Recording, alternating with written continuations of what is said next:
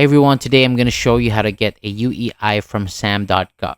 So a UEI, or Unique Entity ID, is used to identify your business or organization in Sam.Gov. So this is helpful if you need to work with the federal government or apply for federal assistance.